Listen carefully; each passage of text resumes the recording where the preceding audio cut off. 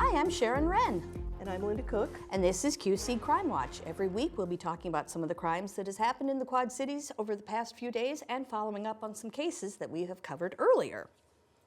We are recording this episode on January 21st, 2026. And of course we have to have our usual disclaimer.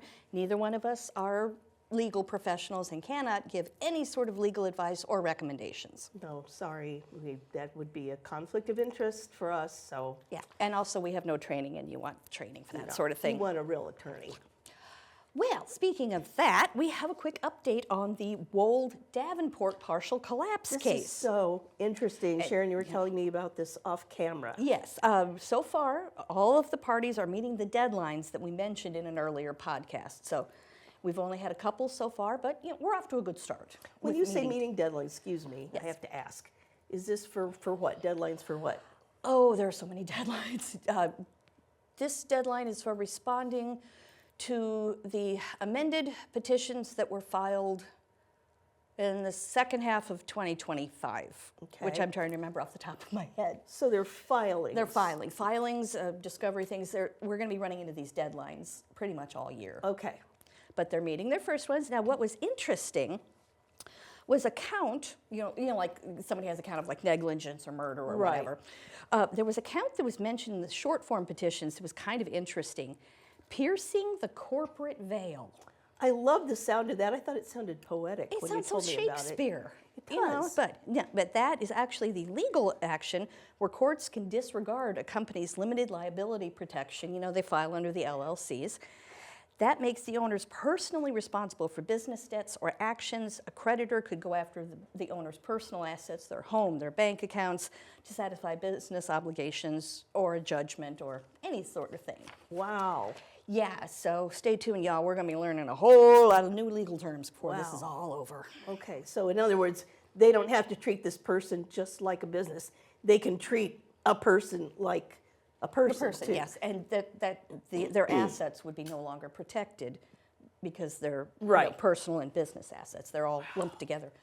Yeah, it's going to be interesting. That's going to be, and again, this is a civil suit, right? Not a criminal. Not a criminal. I was thinking about what we've covered in Illinois and Iowa, and there's something in the state of Illinois going on I thought people should know about in case they don't.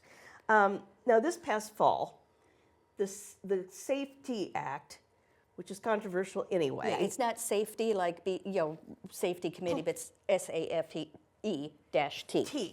And this was back in the limelight again after a man set a woman on fire on a Chicago train. Now, the man behind that attack had 70 prior arrests. So let's let that sink in. This person, I believe, could be called a habitual offender. I think we could safely say that. Safely say that. Republicans have pointed to it as an example of why the law just needs to go, the Safety Act.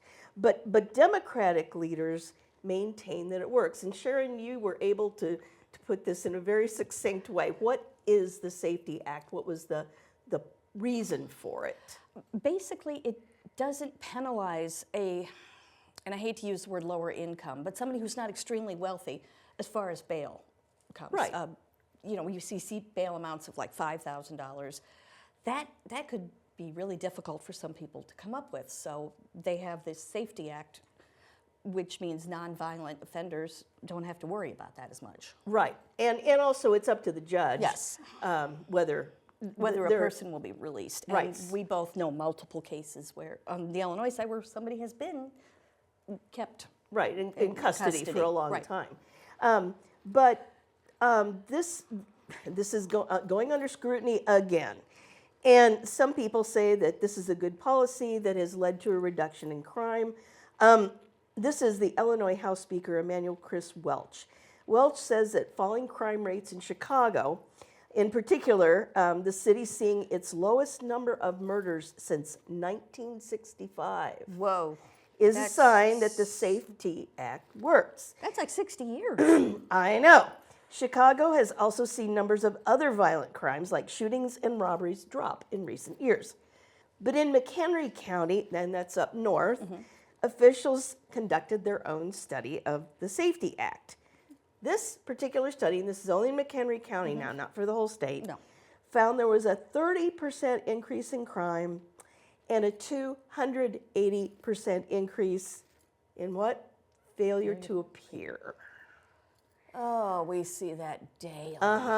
So, while violent crimes might be the ones that people are reading about, people, and we're talking about them, law enforcement opposing this law say that it's open season for crimes targeting businesses like theft, like skip scanning, like shoplifting, that sort of thing.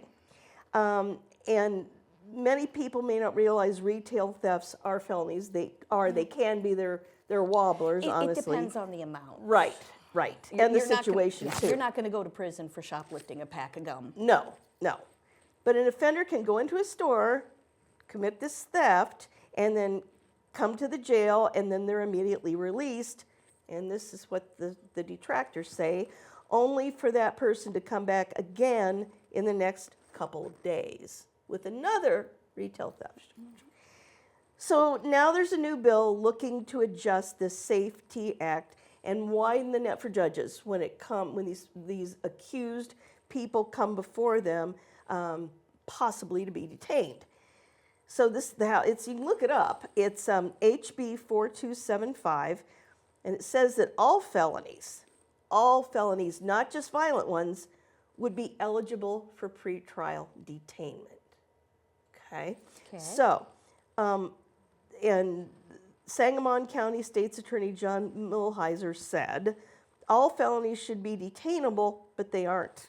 So I think that's a big first step to making our communities more safe.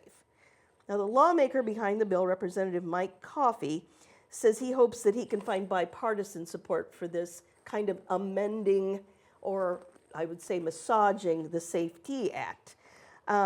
Even J.B. Pritzker has indicated that he would be open to the idea of amending this law. And for those who don't know, that's the governor of Illinois. Yes. This kind of bill is always up for discussion, but the fixes, some people think, should start with administrative changes and not legislation. But anyway, because of the numbers they're working with, Republicans will have to find support across the aisle to have a chance to get this bill passed. So for those of you who've gone, oh, the Safety Act, all these murderers are out walking around, and this is going to be the way it is. No, it isn't. No. And I think it's an often misunderstood bill, I think, by both parties. We'll see what happens. Yeah. And, since we both look at court records on both sides of the river, we can also say that on the Iowa side, they also, for lack of a better phrase, catch and release. And then somebody will be back a few days later. Right. And we've seen people with their rap sheets are like that. And a lot of them are what I would call aggravated misdemeanors or serious misdemeanors, where it's a little bit more than grabbing the gum, as you say, and walking out of the store. But it's not as bad as hitting someone. Right. So there's a fine line between harm, and injury, I guess, in a lot of ways. So we'll see what happens. We'll keep you posted on this. I think it's fascinating how this is kind of coming full circle, the Safety Act. I'm glad neither one of us have to hash out the issues. I hate to be a judge. I think that's the most stressful responsibility there is. Oh, we should talk to one someday. We should. Let's bring a judge on. Let's bring it. Okay, well, moving on. We're back in Iowa. We were just talking about crime in Iowa. A woman from Wheatland, Iowa, was arrested earlier this month on felony charges of theft and fraudulent submission after she was accused of misusing funds at an insurance company where she was the office manager. Oh, dear. Yes. Okay. Now, we got all this information from criminal complaints filed by the Iowa Insurance Division's Fraud Bureau and the Clinton County Sheriff's Office. Okay. The complaints say that the defendant, who's been identified as Crystal Castentin, 48, was the office manager at MFS Mutual Insurance in Wheatland and used her position to present documents with false information that resulted in a $7,500 loss to the company. That's a fair amount. That's a little chunk of change. That's more than a gum. Yes. The complaints go on to say that a company called GC Powerful Improvements had provided services to one of the policyholders that had not been provided. They didn't get the services, and Okay. included an invoice for the alleged services and a payment check. GC Powerful Improvements, is owned by Castenhin's husband. She has acknowledged, this is not alleged, she has acknowledged that she signed the check on behalf of the insurance company and deposited the check into GC's bank account. Okay. Now, Wheatland Mutual Insurance and Wheatland Insurance Company merged with a company called MGS Mutual Insurance Company in July of 2025. Okay, so they're all the same They're all the thing. same company now, Okay. and that's when the missing funds were discovered. So officers responded to the complaint and found multiple Amazon transactions made while using debit cards from Wheatland Mutual and Wheatland Insurance that had been made out to Castanen. Oh dear. Yes. Now, between October 2022 and April 2025, these transactions were allegedly made using the insurance company account, and we have this from the criminal complaints. From Amazon alone, 43 purchases. Purchase totals range from $19.24 to $411.92, totaling $7,232.52. Okay. That's one. Best Buy, 5 purchases. Purchase totals were $1,710.93, $512.53, $246.09, $192.59, and $640.93. We don't know for what, but No. we do know where. Yes. Okay. Well, we do have a what here. From a place called Backyard Discovery, there was one purchase for $3,208.93 for a greenhouse. Trying to see the connection there. Yeah, no. I don't see one. TJ Maxx, one purchase for $139.09.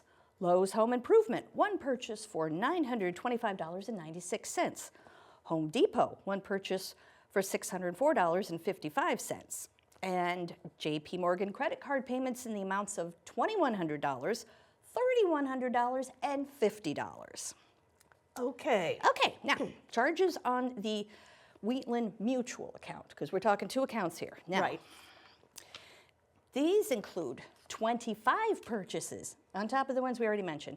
Purchase totals range from $20.08 to $386.26 for a total of $3,073.39. Is that from Amazon? Yes, that's just from Amazon. Okay. 25. A place called GM Grandin Road, which is a furniture store. Oh, okay. 2 purchases. The merchandise totals were $600.36 and $1,449.21. Okay. More than a footstool. Yes, yeah. Menards, 2 purchases. The purchase totals were $803.89 and $781.74. Now, at my house, we spent a lot of time and money at Menards, and no bill ever came to that. Right. No. And JP Morgan credit card payments in the amount of $2,900, $3,000, and $3,004.06. Okay. Wait, there's more. There's more. Other purchases were made at grocery stores, Staples, and restaurants using these accounts. One check from the agency account was made out to a car dealer, Brad Deary Motors, for $3,500. Okay. Investigators learned that the check given to the dealership was a down payment on an SUV that the defendant bought in April 2023. Oh dear. Yeah. Okay.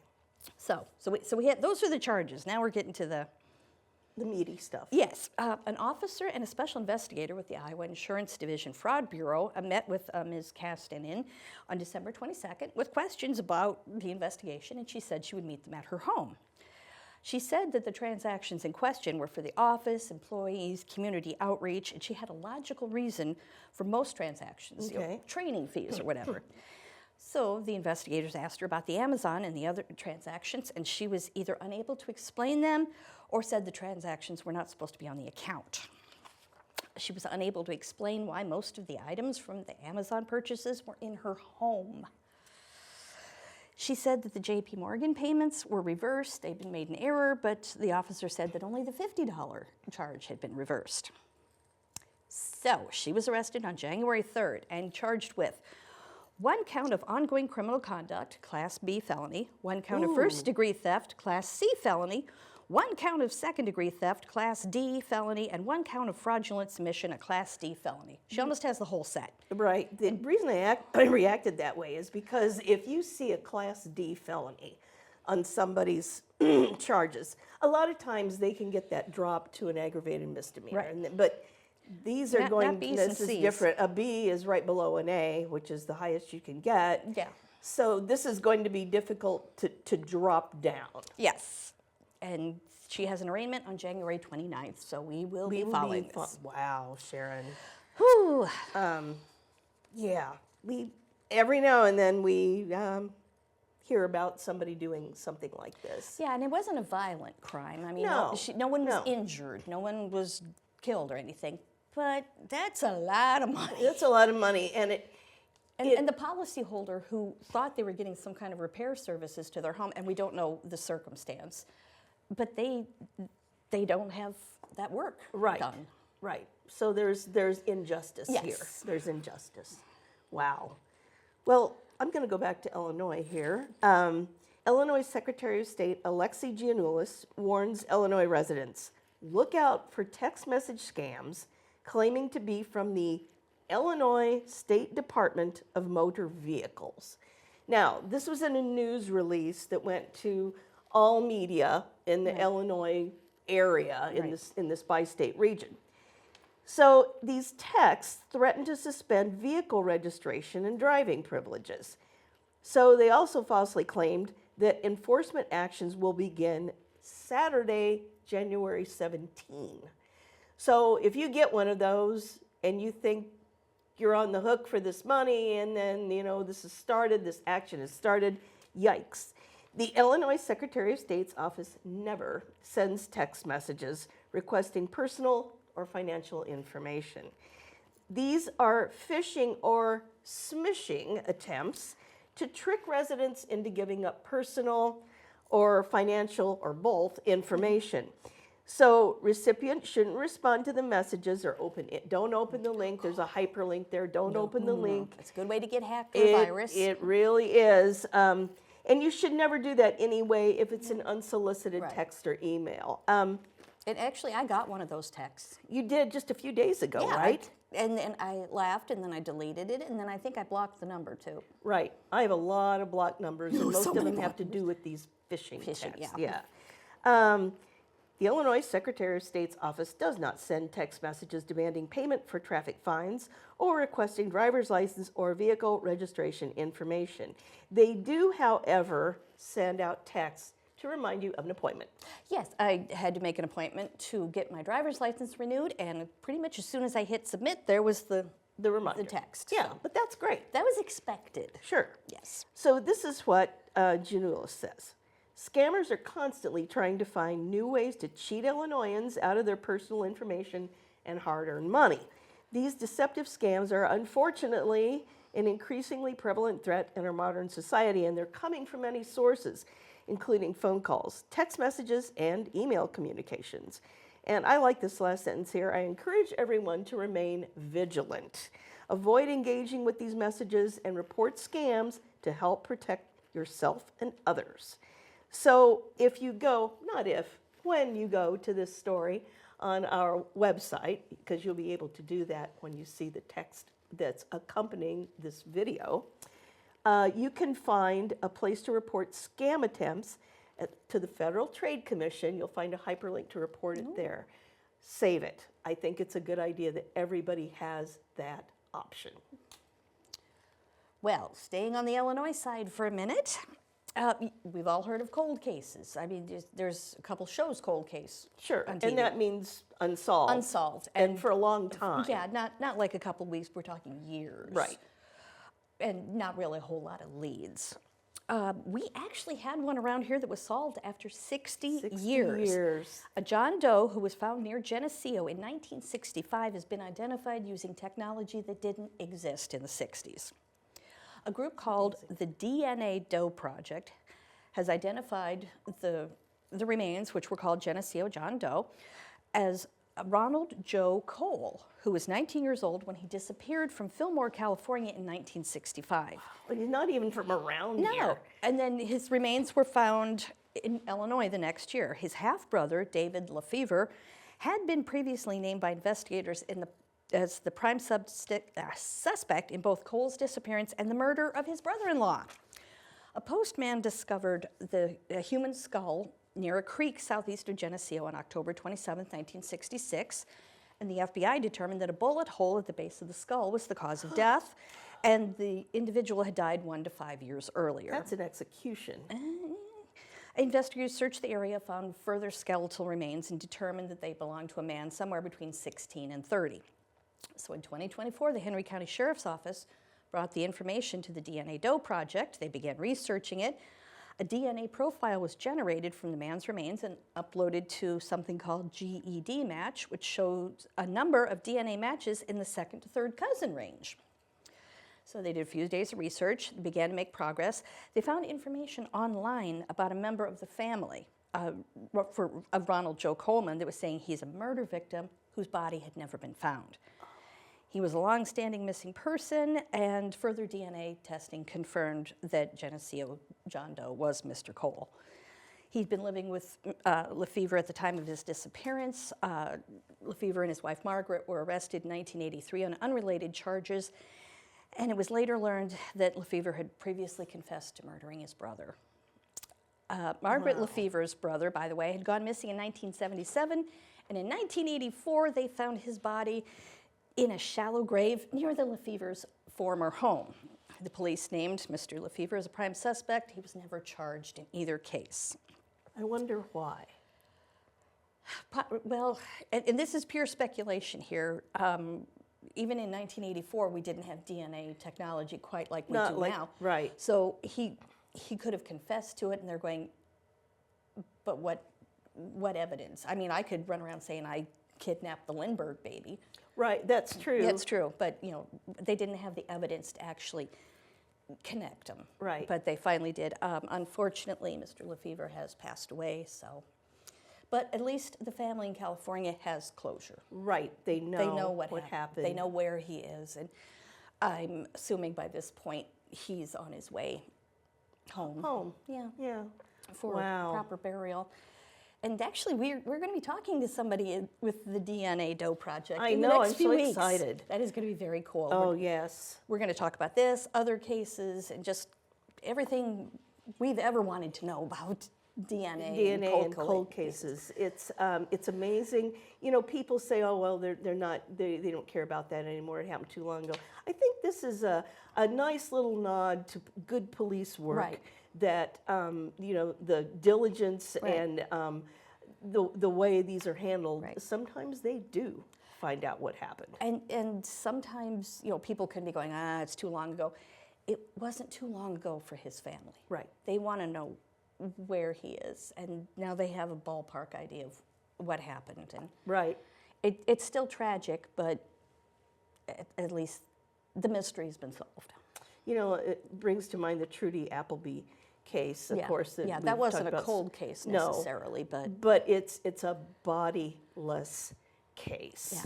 Yeah. And so sometimes the remains are found, and when you least expect it. Oh, we are definitely going to be following. I know. And talking to those people. Well, that's about all the time we have for this week for QC Crime Watch. Join us next week when we talk more about the crimes that make the Quad Cities lock their doors at night. We have one that's kind of funny, so I'll save it for you for next week. Okay.